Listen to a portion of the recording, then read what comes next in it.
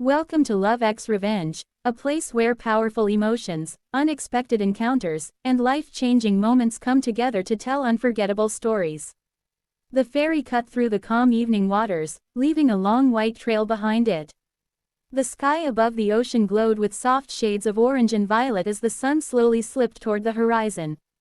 Most passengers on the deck were busy taking photos, chatting, or enjoying the cool breeze. Daniel Carter stood near the railing, his expensive coat fluttering slightly in the wind.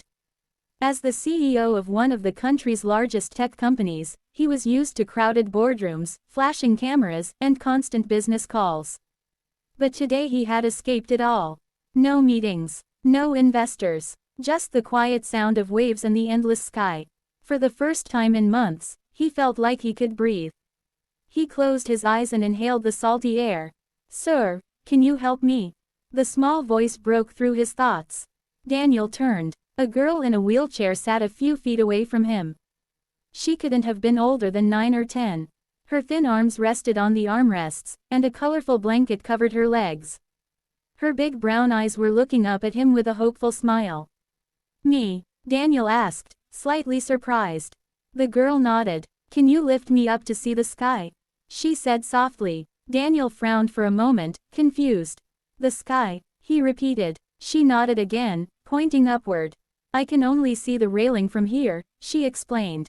"Everyone keeps talking about how beautiful the sunset is, but I can't see it." Daniel looked around. The ferry railing was just high enough to block her view completely. A strange feeling tightened in his chest. He had been standing there for nearly 20 minutes admiring the sunset, never realizing someone right behind him couldn't see it at all. "Of course," he said gently. He walked over and carefully knelt beside her. "Are you ready?" he asked. She grinned. "Yes." Daniel lifted her slowly and held her up so she could look over the railing. For a moment, the girl said nothing. Her eyes widened as the sky stretched endlessly before her, glowing like a giant painting of fire and gold. "Wow," she whispered. Daniel followed her gaze. The sun hung low over the water, reflecting in shimmering streaks across the waves. "It's so big," the girl said quietly. "I didn't know the sky could look like this." Daniel smiled. "What's your name?" he asked. "Lily." "Well, Lily," Daniel said, still holding her securely, "this is one of the best sunsets I've seen too." She laughed softly. "You're tall," she said. "This must be normal for you." Daniel chuckled. "I guess I never thought about it." For a few minutes they watched the sky together. Then Lily spoke again. "My mom says sunsets mean the world is saying good night," she said. "That's a nice way to think about it," Daniel replied. Her voice grew quieter. "But she's not here today."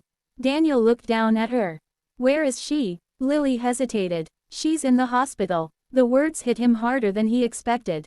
"What happened?" he asked gently. "She's sick," Lily said simply. "Very sick." Daniel felt his throat tighten. He carefully lowered Lily back into her wheelchair. "Who's taking care of you on the ferry?" he asked. "My aunt," Lily replied, pointing toward a woman sitting nearby with a worried expression. "She said we should take a short trip while Mom gets treatment." Daniel nodded slowly. Lily looked up at him again. "Thank you for lifting me," she said with a big smile.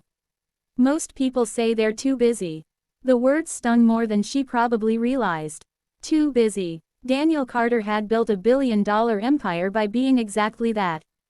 Too busy for vacations. Too busy for friendships. Too busy even for his own family.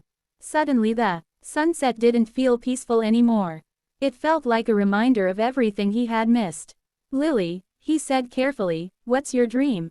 Her eyes lit up instantly. "I want to see the stars," she said. "You've never seen them?" "Not really," she admitted. "Hospitals have bright lights. And our apartment building blocks most of the sky." Daniel looked up again. Soon the sun would disappear completely, leaving the night sky behind. "Then tonight," he said, "you will see them." Her face brightened with excitement.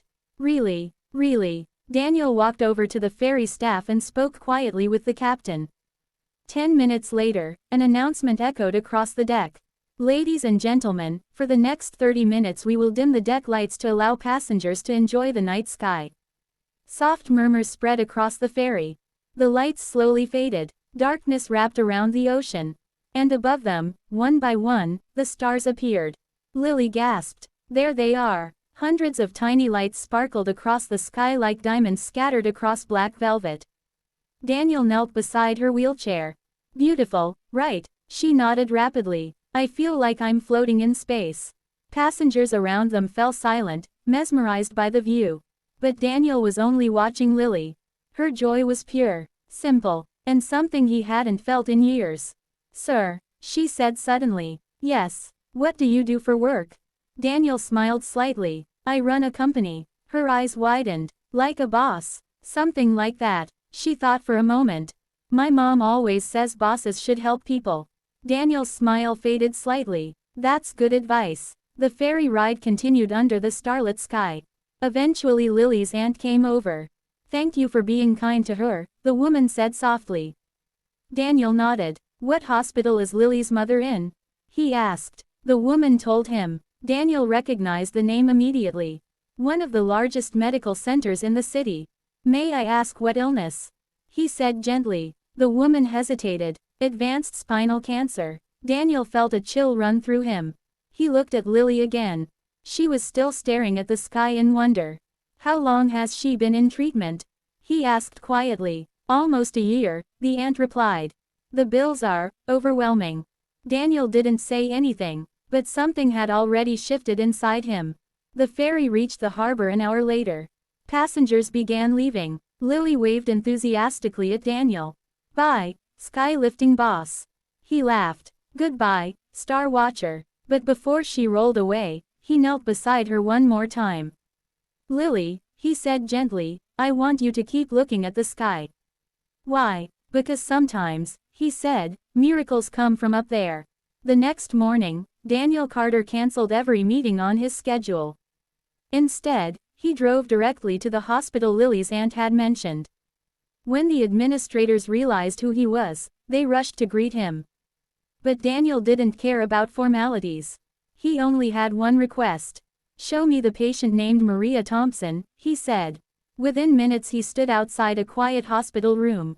Inside, Lily's mother lay sleeping, pale but peaceful. Machines hummed softly beside her. Daniel looked at the medical file in his hands.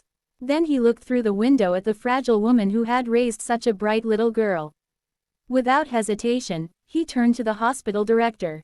I want to fund her entire treatment, he said. The director blinked in shock. All of it, Daniel nodded. And create a new pediatric support fund while we're at it.